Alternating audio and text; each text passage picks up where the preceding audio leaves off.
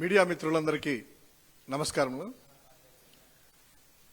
ఈ లేని మద్యం కేసులో ఏ విధంగా అయినా కూడాను తప్పుడు సాక్ష్యాలు సృష్టించి తప్పుడు వార్తలు తప్పుడు కథనాలు రాస్తూ అదేదో అంటారు కదా బేతాల కథల్లాగా రోజుకొక కథ అల్లుతూ ఎవరినంటే వాళ్ళకి ఎవరైతే నచ్చరో ఎవరైతే జగన్మోహన్ రెడ్డి గారికి కలిసినా మాట్లాడినా జగన్మోహన్ రెడ్డి గారి చుట్టూ ఉండే వాళ్ళ దగ్గర నుంచి టార్గెట్ పెట్టి ఎప్పుడెప్పుడో ఎవరెవరు కలిసినా వాళ్ళందరినీ కూడా టార్గెట్ చేసుకుంటూ ఈ యొక్క తప్పుడు కేసులో ఇరికించాలనేటువంటి తాపత్రయము ప్రభుత్వానికి ఈ యొక్క కూటమి నాయకులకి ఎంతుందో అంతకు రెట్టింపుతో ఈనాడు అనేటువంటి పత్రిక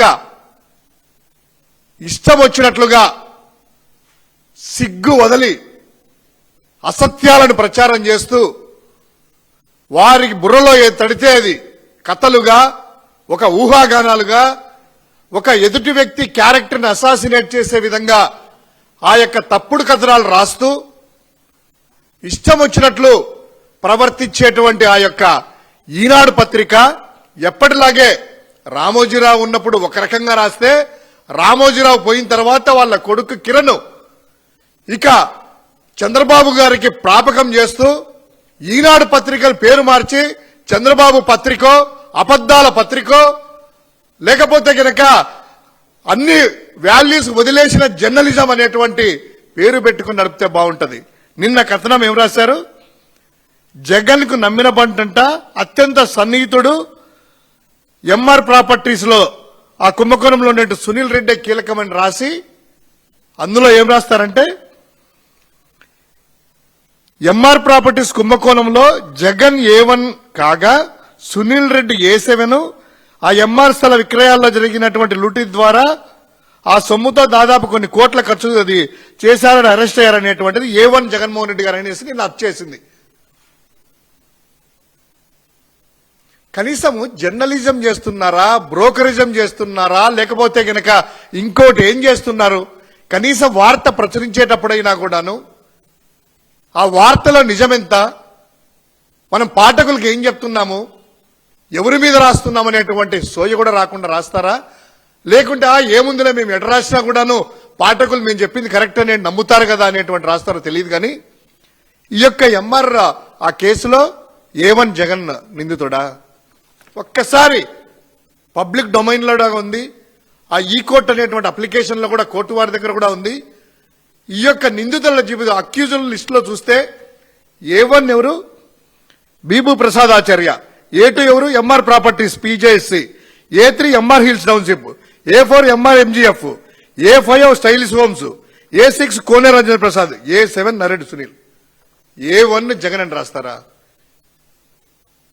సిగ్గుగా లేదా? కనీసము ఏదో ఆ రిపోర్టర్ ఏదో తప్పుడుగా ఏమైనా ప్రచురించారేమో, ఈ రోజు సవరణ ఏమన్నా ఇస్తారేమో అని ఈ రోజు పేపర్లో చూసాము. ఏ1 జగన్ అనేటువంటి రాసింది తప్పు రాశాము, దాన్ని సవరించుకుంటాము అని ఒక మోరల్ ఎథిక్స్ ఉన్నటువంటి జర్నలిజం చేస్తారు. మాకెక్కడున్నాయి మోరల్స్? బరి తెగించాము, చంద్రబాబుకి ఏం కావాలంటే చేస్తాము, దాసోహం అయ్యాము, చంద్రబాబు పడే బిస్కెట్లకు మేము వెంపర్లాడతాము అనేటువంటి రీతిలో ఈరోజు ఇలా దిగజార్చిన జర్నలిజం చూస్తా ఉంటే సిగ్గుగా అనిపించడం లేదా కిరణ్? ఇంకా ఏం రాస్తారు? అత్యంత సన్నిహితుడు జగన్కి నమ్మిన బంటంట. ఎప్పుడైనా ఈ సునీల్ అనేటువంటి వ్యక్తి ఆయన న్యాయవాది, బిజినెస్ మ్యాన్, ఏ రోజైనా కూడా గత 5 సంవత్సరాల్లో జగన్మోహన్ రెడ్డి గారు ముఖ్యమంత్రిగా ఉన్నప్పుడు ఇక్కడికి ఎప్పుడైనా కూడా వచ్చారా? ఎక్కడైనా ఇన్వాల్వ్ అయ్యారా? ఒక్క ఆధారం చూపించగలరా? అదేవిధంగా అత్యంత సన్నిహితులు అంటున్నారు కదా, ఏ సూట్ కేసు కంపెనీలు తయారు చేశారు, ఇది చేశారని. ఎవరంటే నమ్మిన బంటులు అత్యంత సన్నిహితుడు ఎట్లా కిరణ్? చంద్రబాబుకు మీ నాన్న ఇంతకుముందు అత్యంత సన్నిహితుడు, ఇప్పుడు చంద్రబాబుకు మీరు అత్యంత సన్నిహితులు. చంద్రబాబుకు అత్యంత సన్నిహితులు బిఆర్ నాయుడు, అత్యంత సన్నిహితులు రాధాకృష్ణ. ఎందుకంటే ఆయనకి ఏం కావాలో మీరు రాస్తా ఉంటారు, ఆయన ఇబ్బందుల్లో పడకూడదు, జాకీలేసి లేపుతా ఉండాలా. అటువంటి సన్నిహితులు, అటువంటి నమ్మిన బంట్లను చంద్రబాబు పెట్టుకున్నారు. మీరంతా బంట్లు, వాళ్ళ బంట్లు ఎట్లయితారే? అదిగాక నిన్న ఆ సునీల్ సంబంధించినటువంటి ఆ కేసులో సిట్ అధికారులు ఏం చెప్పారో తెలియదు కానీ ఆ సిట్ అధికారులు చెప్పారా ఈ యొక్క అచ్చేసిన పత్రికలు ఇలా అచ్చేసాయా తెలియట్లేదు, వెళ్ళారంట, బ్యాగులు దొరికాయంట, ఎలక్ట్రానిక్ డివైసెస్ తీసుకున్నారట, కీలక ఆధారాలట, కీలక డాక్యుమెంట్లంట. ఏమయ్యా ఎక్కడైనా సిట్ చెప్పిందా? కనీసం 4 గంటలు అడ్వకేట్లను కూడా లోపలికి పంపించకుండా అడ్డుకొని ప్రైవేటు వాహనాల లోపలికి సిట్ అధికారులు కూడా ఎలా అలో చేశారో, ప్రభుత్వం మీ చేతిలో ఉంది కదా అని మీ ఇష్టం వచ్చినట్లు చేయడము. కనీసము ప్రైవేటు వాహనాల లోపలికి వెళ్ళొచ్చా? ప్రైవేటు వాహనం వెళ్ళడము, బ్యాగులు తీసుకెళ్లడము, 4 గంటలు అడ్వకేట్స్ కూడా లోపలికి రాకుండా అడ్డుకోవడము. తర్వాత వాళ్ళు ఇష్టం వచ్చినట్టు లీకులు ఇచ్చారా లేకపోతే ఇలా వచ్చేసారా, దొరికినాయి డాక్యుమెంట్లు, కీలక డాక్యుమెంట్లు అంట. ఒకరోజు ఏమో బంగారు బిస్కెట్లు దొరికినాయి, బంగారు లావాదేవీలు అంటారు, జాంబియా అంటారు, సౌత్ ఆఫ్రికా అంటారు, ఇక్కడ అంటారు, లంకెమిందలు అంటారు, లేదా 1000 ఎకరాలు 2000 ఎకరాలు శంషాబాద్ లో ల్యాండ్ అంటారు. లాస్ట్కి ఏమీ లేక రోజొకరిని కక్ష కట్టుకొని ఏదో లేని ఈ యొక్క మద్యం కుంభకోణం ఉంటే కదా, అసలు లేని కుంభకోణాన్ని సృష్టించి ప్రజల్లో ఒక ప్రతి వ్యక్తిని క్యారెక్టర్ అసాసినేట్ చేయాలని, అల్టిమేట్ గా జగన్మోహన్ రెడ్డి గారికి చుట్టాలని మీ తాపత్రయము, మీ బేతాళ కథలు చూస్తా ఉంటే ప్రజలు అసహించుకుంటున్నారు. మేజర్ గా ప్రజలకు ఏం కావాలనో ఈరోజు ప్రజలకు అవసరమైనటువంటివి యూరియా దగ్గర నుంచి రైతులకు గిట్టుబాటు ధరలు లేక ఉల్లి ధరల నుంచి ఈ బత్తాయిల దగ్గర నుంచి చీనీల దగ్గర నుంచి అన్ని కూడా ఇట్లా ఉంటే ఈరోజు అవన్నీ ఎక్కడా కూడాను వచ్చేసేటువంటిది జర్నలిజము మీకు లేదు. ఎందుకంటే అవి వేస్తే చంద్రబాబుకు పరపతి పోతుంది కదా, మీరు నమ్మిన బంట్లు కదా, మీరు అత్యంత సన్నిహితులు కదా, చంద్రబాబును పైకి తీసుకురావాలి కదా. ప్రజా సమస్యలు ఒక్కటి రాయం మనము, జగన్మోహన్ రెడ్డి లేని మధ్య కుమ్మను క్రియేట్ చేద్దాము, వాళ్ళని తెద్దాం వీళ్ళని తెద్దాం. ఇదేంది గోలయ్యా? వేసుకోండి, పేరు మార్చుకోండి, చంద్రనాడో చంద్రబాబో లేదా విలువలు వదిలించిన జర్నలిజమో, ఇంకోటి ఏదైనా పేరు మార్చుకోండి, చంద్రబాబు ఫోటో వేసుకోండి,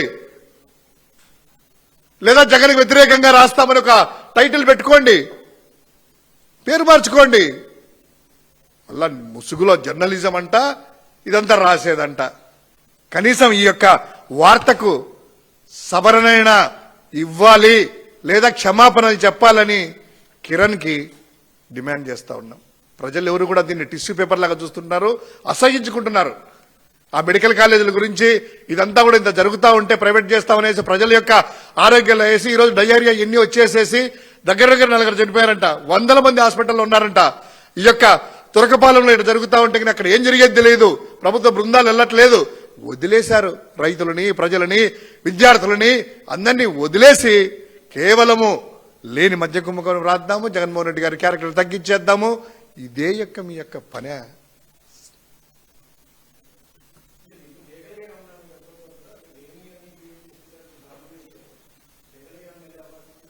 ఖచ్చితంగా అండి, దీని గురించి లీగల్ టీంతో అన్ని డిస్కషన్ జరుగుతూ ఉన్నాయి. వాళ్ళకి నోటీసులు పంపించడం కానీ, ఆల్రెడీ గతంలో కూడా మీరు చూశారు, జగన్మోహన్ రెడ్డి గారి మీద 2-3 కథనాలు చేస్తే లీగల్ నోటీసులు కూడా పంపించడం జరిగింది.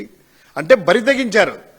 మాదేముందిలే, ఎప్పటికైనా కూడా మాకు ఎప్పుడో వచ్చేది, ప్రజలు మూసేసినా కూడా ఉమ్మేసినా కూడా తుడుచుకొని పోదామనేటువంటి బరి తెగించినటువంటి వ్యక్తులు వీళ్ళు. ఖచ్చితంగా లీగల్ యాక్షన్స్ అనేటువంటిది ఏదైతే ఉంటో ఇనిషియేట్ తీసుకుంటాము. ఇటువంటి తప్పుడు కథనాలన్నీ కూడాను అరికట్టాలని ఏదో అంటారు కదా, అబద్ధాలు రాసినా, సోషల్ మీడియా ఏం రాసినా కూడా, ఏం చేసినా కూడా ఇమ్మీడియట్ గా 5 నిమిషాలు అరెస్ట్ చేస్తామని చంద్రబాబు గారు అన్నారు కదా.